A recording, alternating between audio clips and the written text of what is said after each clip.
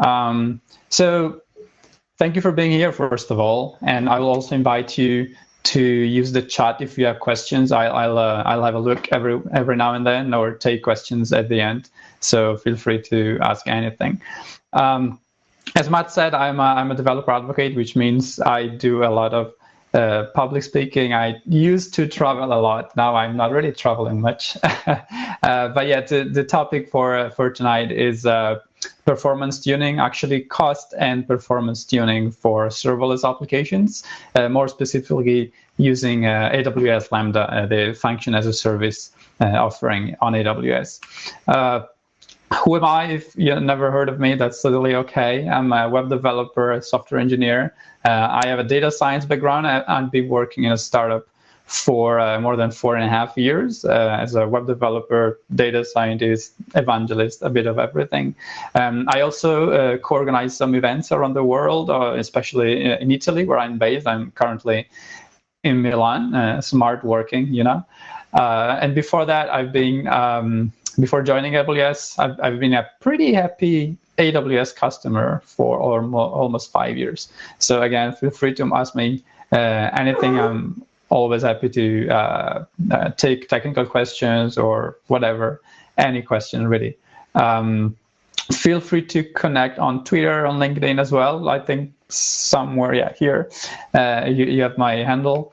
What are we going to talk about tonight? I want to share some very, very brief fundamentals just to have everybody on the same page before we dive into the performance and cost optimization stuff. Then we actually go into that optimization best practices, not only for performance, but also for cost, and how these two things are actually pretty related to each other, in my opinion. And then I want to dive into an idea, a data-driven approach that, this idea that I had a few years ago, and that is still proving useful to me and also to many AWS customers that are using it in production in their serverless applications. And then I'll show you, I would call it a mental approach, a framework to think in terms of patterns when it comes to cost and performance optimizations. Some patterns, some examples, some real-world workload examples that might relate to your workload as well. So some fundamentals really, really quickly. I think if you're here, you probably know what serverless is. This is how our CTO of Amazon, Werner Vogels, talks about serverless.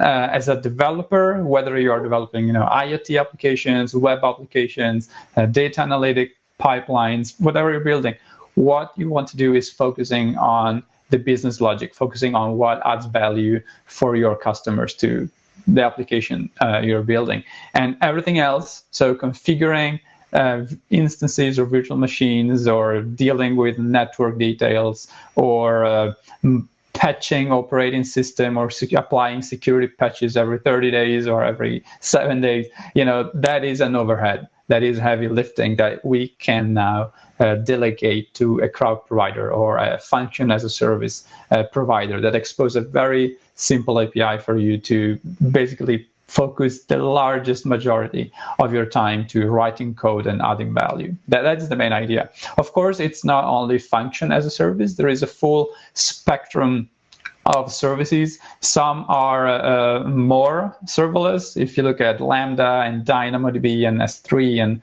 SQS, SNS, these are services where you do not see any server. You do not have to manage, provision, autoscale, or maintain any actual server. I said it's a spectrum because it's not black and white. It's not serverless or not serverless. There is stuff in between. There are different ways to think about it.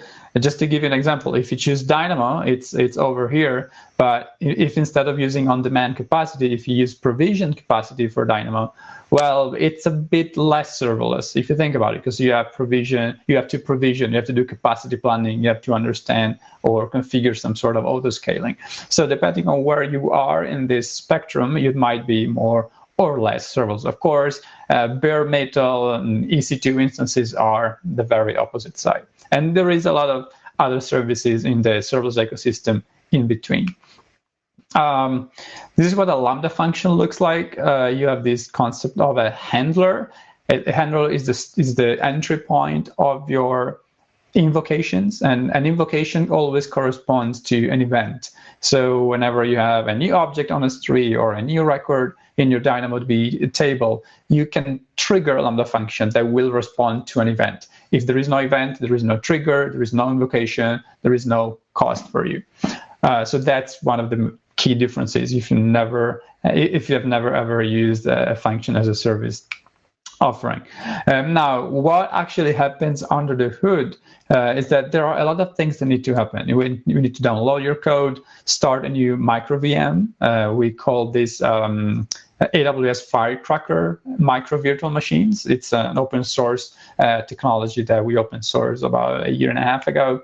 And then we can bootstrap the runtime that you have chosen, and it could be a built-in runtime that we maintain, or it could be a custom runtime that you have deployed and that you maintain. And then we can finally start your code. Now, we can divide this into what is known as a cold start, because these things don't really happen every time at every single invocation. What you want is that you have as many warm starts as possible. So all we need to do, everything is done. All we need to do is just run your code, run your business logic. Now, this happens every now and then. There is no real statistics or ways to predict it. But especially if you have a very infrequent workload. So imagine you have a cron job that is run only once a day or twice a day. You can pretty much count on it. It will be a cold start because we optimize resources under the hood and we take those runtimes down, basically, if they're not used. While if you have a larger scale workload where you have hundreds of invocations per minute, for example, the largest majority of your invocations will be a warm start, and that's the typical workload for serverless web APIs and events processing and things like that.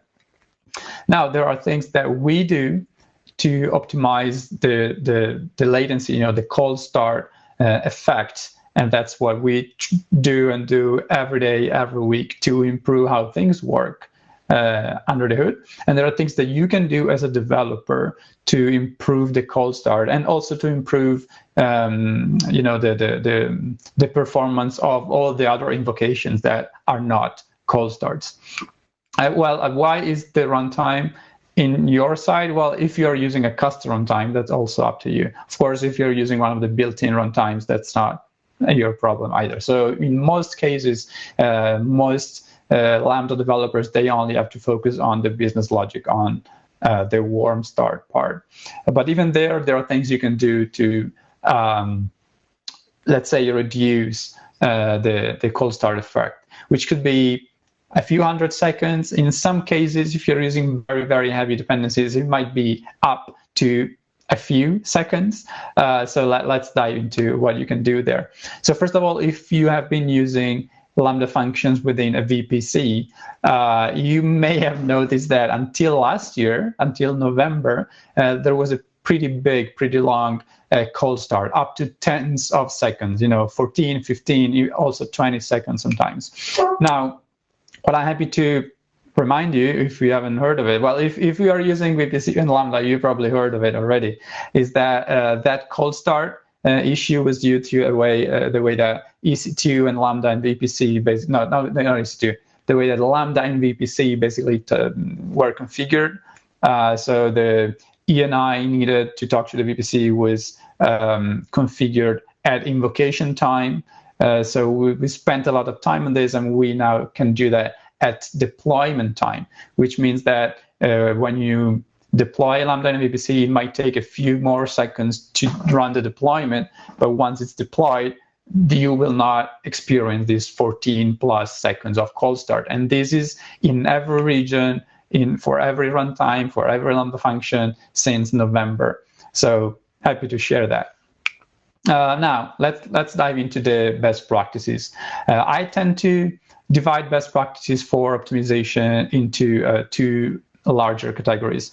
One is those best practices that try to minimize the cold start effect. Even though cold starts are a minority of your invocations, in some workloads, for example, latency-sensitive workloads or workloads where you know that you will have crazy peaks at some time. Imagine you are a live streaming platform and you know that at 8 or 9 p.m. you're going to have a soccer match or some sort of event, and you know that you will have thousands of customers landing on your platform and starting invoking your functions all at the same time. So you might have, from 10 invocations per second to 1,000 invocation per second. Now, in those kind of cases, all those concurrent invocations will be cold starts. And to improve the user experience, you may want to find ways to reduce the cold start effect. Now, what can you do about it? So the first suggestion I give is to avoid this idea of monolithic functions, which are functions that, it's the typical forced migration to serverless approach where you take whatever you have right now. It could be a Express.js application if you're using JavaScript, or it could be a Django application if you're using Python. You just take whatever you have and lift and shift it to AWS Lambda, and that's an approach that works in many cases just to experience the benefits and see how things work. But at scale, especially to minimize the cold start, you don't want to do that. You want to refactor a little bit. You want to re-architect the application to be more event-driven. You want to separate backend and front-end. So there are a few things you can do there, but they kind of require you to, let's say, re-architect or refactor your applications into smaller, I wouldn't say microservices. You don't have to go micro or nano services, but at least not a huge monolith inside Lambda, right? Another thing you can do is optimizing dependencies, and it's not only about what dependencies you use, but sometimes it's also about how you import them. Just to give you an example, in Node.js, if all you need is the DynamoDB client, instead of importing the whole SDK, you can just say, I need only DynamoDB, the sub module, and that will save you already more than 100 milliseconds of cold start. So be mindful of, do you need the whole SDK or not? That might already help you save a lot of cold start time, if what you need is a sub-module. Of course, if you need 25 services, that's very unlikely. But if you need a lot more than 1 or 2 services, you probably will not experience those benefits.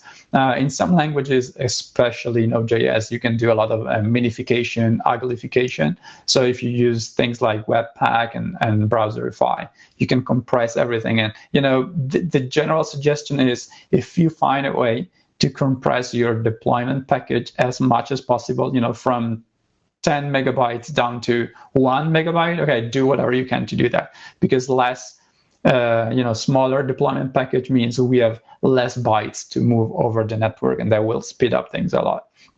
Other things you can do is lazy initialization, or if you are those developers like me who like to have multiple functions in the same file, it's very common to fall into the pitfall of having all your initialization code at the top of the file for all the functions in that file.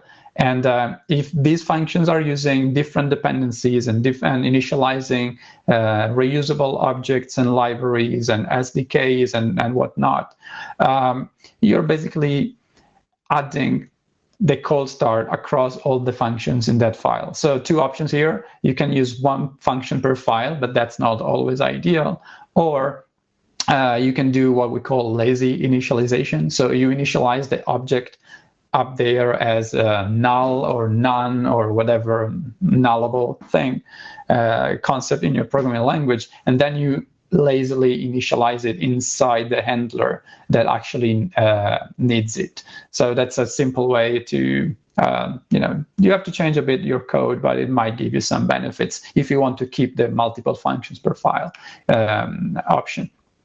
Now, another good news, this is very, very new, is that you can now also use provision concurrency for Lambda, which means that instead of using strange workarounds or CloudWatch events kind of workarounds to keep your functions warm all the time, you can actually buy provision capacity for Lambda, basically. So you can say, for this function and for this alias or this version, I want to have, I don't know, 100 or 500 provision runtimes that will be warm, right? That means that up to 100 concurrent invocations, no client will experience a cold start.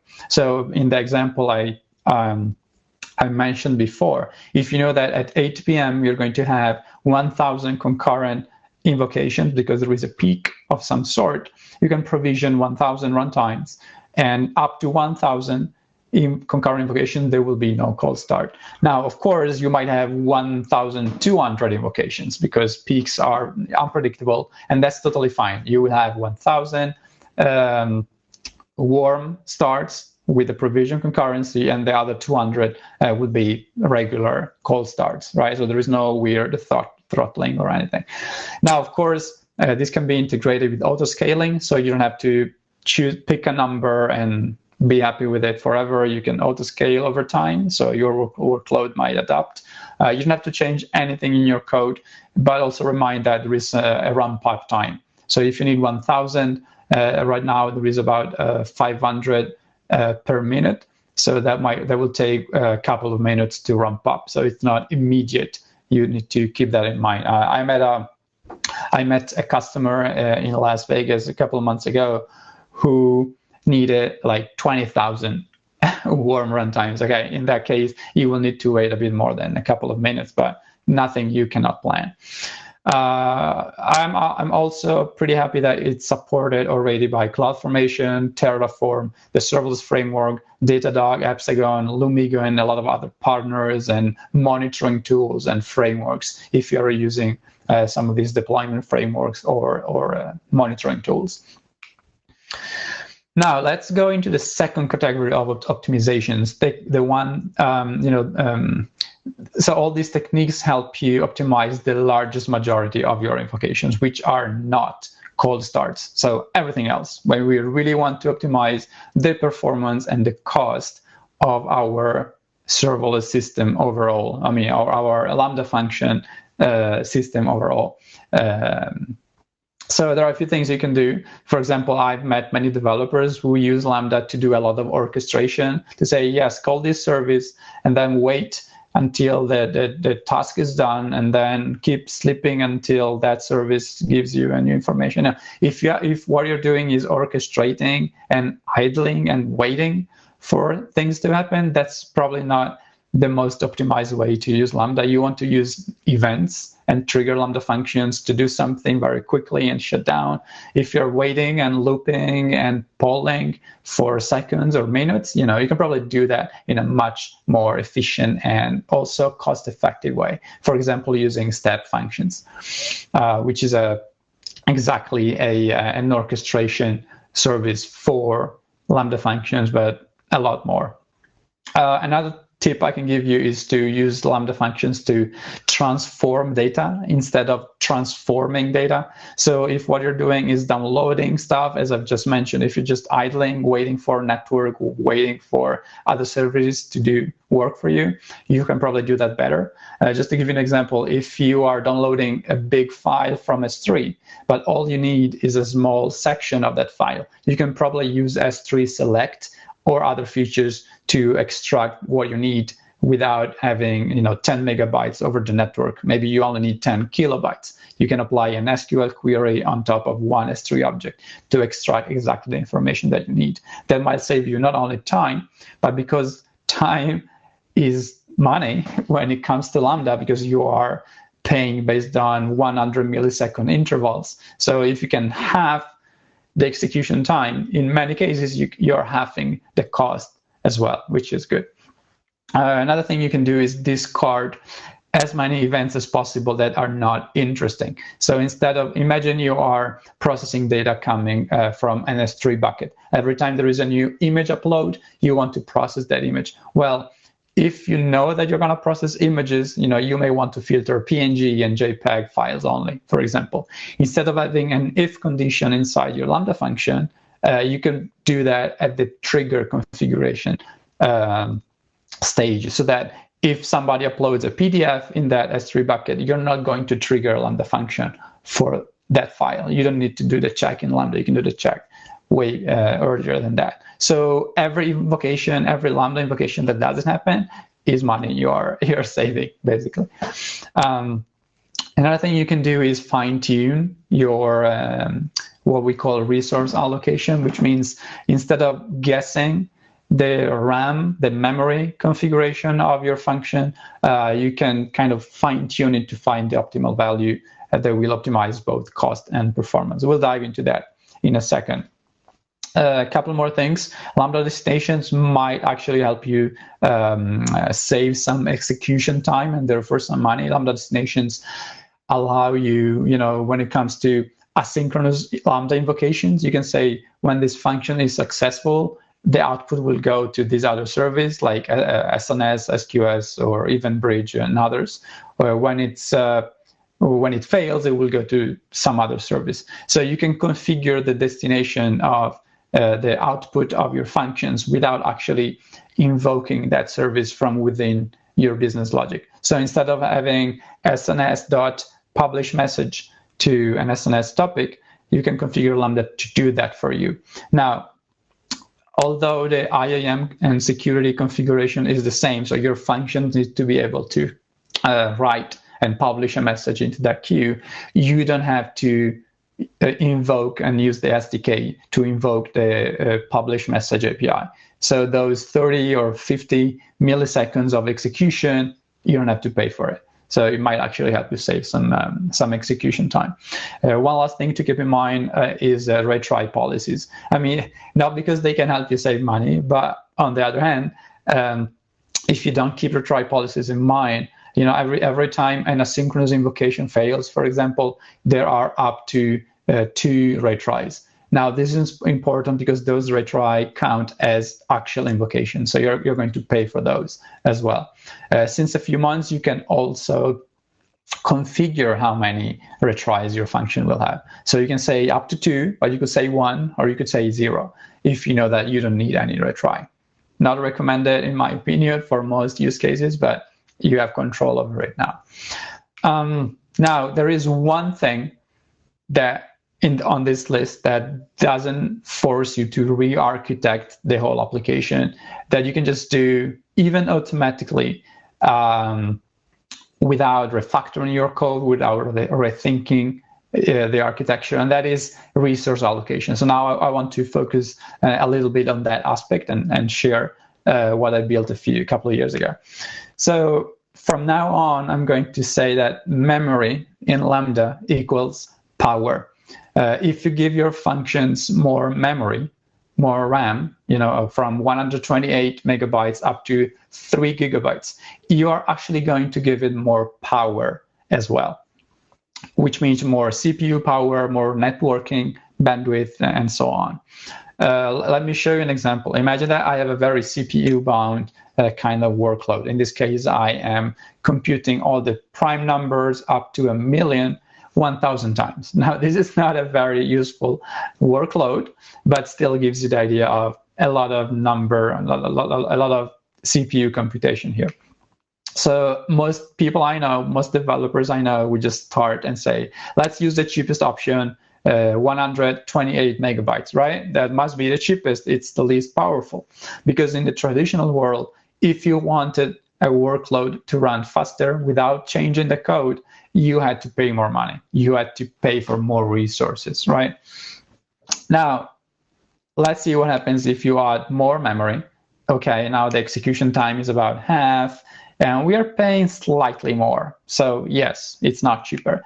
But if you keep adding more power, what happens is that at 1 gigabyte, we are 10 times more than 10 times faster, actually. And we are paying basically the same, $0.00001, plus minus. So is it worth it? Well, I would definitely do this. I would definitely add more power, more memory to be 10 times faster for the same cost. Now, how is it possible? For the same reason, we are going to pay for the execution time. It's a function as a service. So if you can be faster and at the same time, the correlation between execution time and cost sometimes is not linear. So you might give it more power, and even though the per millisecond price is higher, you might be actually faster than the cost increase. So you might actually be spending less. That is a bit counterintuitive, but let's visualize it. This is a very useful way, in my opinion. We are humans. We want to see data. Reasoning with numbers is kind of hard. So this chart will show you execution time.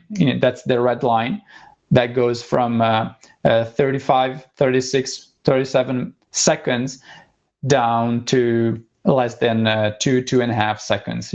On the x-axis, you have power, the megabytes of RAM. And on the y-axis, we have time, red line, and cost, blue line. As you can see, the more power we add, the more the execution time goes down, and that's expected. What is very unexpected, or at least what was very unexpected to me when I started diving into these kind of things, is that the cost also goes down. And this is the average cost per invocation corresponding to that power for exactly the same code, exactly the same workload. So you might be able to give your functions more power, be faster, and be cheaper at the same time. Now, this is super exciting to me because I believe this never ever happens in the history of the IT, that you can do something faster and cheaper without touching anything, just using this power handle. So this excites me a lot, but also I was kind of frustrated with this a few years ago. So I went on and built a tool. But before we dive into that, this is the problem I was facing at the time. So I have two functions, imagine. And so function A is running on average for 310 milliseconds. So what I'm paying for is 400 because you pay based on the next interval.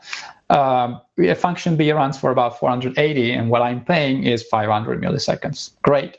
Now, what if I have to decide which functions to optimize? In an ideal world, I have an infinite amount of developers who can work an infinite hours per day, but that's not the case in reality. So I have to choose A or B. What do I do tomorrow? What do I do next week? So I have to prioritize. So let's imagine we do an initial analysis and we calculate that we can optimize function A about 5% when it comes to performance. So we can make it run 5% faster. And for function B, we can run 15% faster. Now, which one will we go and optimize first? If our goal is to also optimize for cost and to make the overall architecture cheaper. Now, a lot of people say B because, hey, you can save 15%. That might be worth it, But, if we do the math, what happens is that if we remove 5% from 310 milliseconds, we go down to 994. So now we are paying for 300 milliseconds on average, which means we have cost optimized about 25% of the cost, right? 300 milliseconds instead of 400 milliseconds, I've removed 1/4. If we do the same math for function B, we are going down to 408 milliseconds, which means we are still paying for 500 milliseconds on average. So we have not optimized anything when it comes to cost. Of course, we have to optimize those 72 milliseconds, which might be worth it if it's a latency sensitive application for the user experience and whatsoever. But for cost, we are removing zero cost from our bill. So, this is a kind of a problem that I call cost-aware performance optimization. So you want to be able to optimize both, or at least find the ideal functions that will allow you to prioritize. Now, the idea I had, and this was already like 3 years ago, I was still an AWS customer. So I came up with this idea of AWS Lambda Power Tuning. I didn't want to do this all tuning process manually. So I built a tool that can do it for you, almost for free. It's not free because you still have to run your function somehow, but it's pretty cheap. So what the tool does is it will take your own function as input. It will run it multiple times with multiple power configurations. It will crunch the data, look at the logs, extract all the information, and then give you as a result what is the optimal power configuration for this specific function. It is implemented using a service that I've mentioned before, step functions. So it's visual. You can also look at it, inspect what's going on. It's pretty easy to integrate if we have a CI/CD pipeline. So you want to run this optimization step every time you deploy some new code or some new function. It's also available as a SAR application, the serverless application repository. So basically you can deploy everything in a couple of clicks, and then you can test any function in any region, in any programming language with another 3 or 4 clicks. So pretty easy to use. This is what happened in the last few years. So I published it back in 2017. Then I joined AWS. Then I kept improving it and adding more features, adding more options, and blah, blah, blah. So if you have feature requests, please open an issue. Let me know how you're using it or what's not working or what's missing. I'm the official maintainer, but there are other people contributing too. So how can you use this tool? So the input looks like this. What you need to provide is your own Lambda ID, the R of your Lambda. You need to provide which power configurations you want to test. It could be 10 of them, it could be 2 of them. There are actually more than 40 or 46 different power values that you can actually test, so take your time. You specify the number of times you want to test every power configuration. I suggest not less than 20 or 50, just because if you just run it 5 or 10 times, you may not be able to collect enough statistically relevant data from the logs. And then you can also specify a payload. That could be a string or an object or whatever you want. What is the output? Of course, there are a lot more inputs here. You might provide different cost strategies. You might provide weighted payloads, or you might provide auto-tuning capabilities. So I encourage you to have a look on GitHub to find all the different options. This is the bare minimum you may want to provide. What does the output look like? So first of all, you have the results, where you find the optimal power, the optimal cost, and the optimal duration. Now, these cost and duration are averages, what was found during the optimization process. And the optimal power is the memory power configuration that corresponds to the optimal cost or the optimal duration, depending on which optimization strategy you have chosen. Then you also find some metadata about the state machine execution itself. So how much did you pay for the execution cost of step functions and how much you paid for the Lambda cost. So as you can see, it's not even in the cents of a dollar range. And I think here I was testing 5 or 6 power configurations with 100 invocations each. So it's pretty cheap. You can basically run this every week or every month or every day or at every deployment for basically nothing. Last but not least, you also find a URL, a visualization URL that points to lambdapowertuning.show. And that's a website where you can actually see the data visualization. So you will find exactly this chart in your browser with the data coming from your optimization execution, and you can inspect and visualize what's going on and find the optimal value, with your mind. It's very easy after you start reading these charts. It's very easy. Of course, there is no data sharing between the state machine and the visualization tool. There is no database, there is no ARN sharing, it's all GDPR, whatever, compliant. So everything the only thing that happens is that there are some URL parameters that are sent to the front end using the hash, right? So because it's using the hash, it's not a query string, so it's not even sent to the server. It's only available on the browser. So even if the front end website was trying to keep track of data, it couldn't, because the browser is not sending any data to the server. And by the way, it's a serverless website. So it's deployed using AWS Amplify console. So that's also pretty cheap and pretty serverless, and it's just connected to a GitHub repo that I own as well. But you can also customize it. If you don't trust the visualization website or you don't like it and you want to improve it, you can deploy your own visualization website and plug in your visualization URL. Now, let me show you some real-world examples and patterns. I think it's really useful to understand what kind of patterns we can expect depending on what my function is doing. Is it a CPU-bound workload? Is it a network-bound, memory-bound? What is going on inside the function, and what we can expect to see when it comes to cost and performance. Now, I'll start with the workload that I call the no-op, meaning there is no real operation going on. It's trivial data manipulation. There are a lot of these kind of functions that do not invoke any API, do not use the SDK, do not do much. They are just getting some input, manipulating it, maybe returning something to enrich some input event or things like that. The key point of this type of workload is that they usually run way below 100 milliseconds. So there is no way to make them cheaper, because you can't really go below 100 milliseconds. If you're running for 5 milliseconds or for 60 milliseconds, you're still going to pay for 100. So you can't really get cheaper. That's why the blue line always goes up. Whatever you do, whatever you try, whatever power configuration you give it, it will be more expensive if you give it more power. What is not expected in many cases is that the performance might actually differ.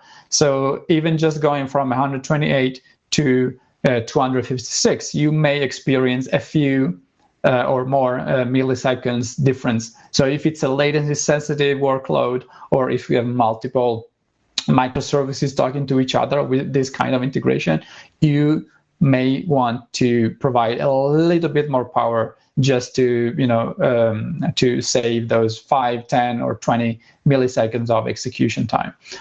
Is it cheaper? No. This is up to you. Is it worth saving 5 or 10 milliseconds? If it's not latency sensitive, if nobody cares, keep the cheapest. If somebody cares, you may want to give it some more power. And also consider how much more expensive is it. Here you can see all the numbers and do your own considerations. Now let's go into a more interesting CPU-bound example. In this case, I'm using a numpy in Python to do some matrix manipulation, matrix computation, like scientific kind of computation. So as we saw previously with the other CPU-bound workload, we can expect the execution time to go down very quickly. So again, if this is a latency-sensitive customer-facing API, for example, you may want to add more power. What is interesting, in my opinion, and what I did not expect a couple of years ago, is that the cost line is pretty flat, right? I'm not paying a lot more to be 10 times faster. So again, is it worth it? In this case, I think we are paying something like 15 or 20% more to be 10 times faster. Is it worth it? Still up to you, but you have the choice to visualize it and decide what's better for your own workload. Let's look into another CPU-bound workload. This is exactly the same prime numbers. We already saw it. Now I hope it will be easier to understand and to visualize. So cost is going down. There seems to be a sweet spot between 1.5 gigabyte around here, but is it the real optimal value? So what I started wondering at this point is, can I dive deeper and look into that interval around 1.5 gigabytes to find even more optimal, the absolute optimal, not a local minimum, so that I can make it even better. So what I did is I tested all the possible power configurations, or you can try and test all the power configurations in that interval near the local minimum or maximum. So this is the same workload, but by testing all the possible power configurations. In this case, as you can see, more or less up to 1.8 gigabytes, it keeps going down. So the optimal value for this workload is not 1.5, but actually 1.8 gigabytes of RAM or power.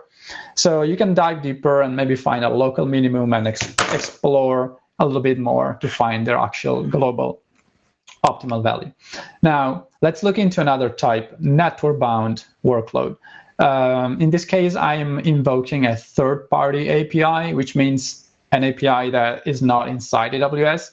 As you can imagine, our power does not really affect the third-party API power. So the execution time is pretty flat. Nothing much changes unless you're doing a lot of download, upload. If you're just waiting for a small response, this is the typical pattern.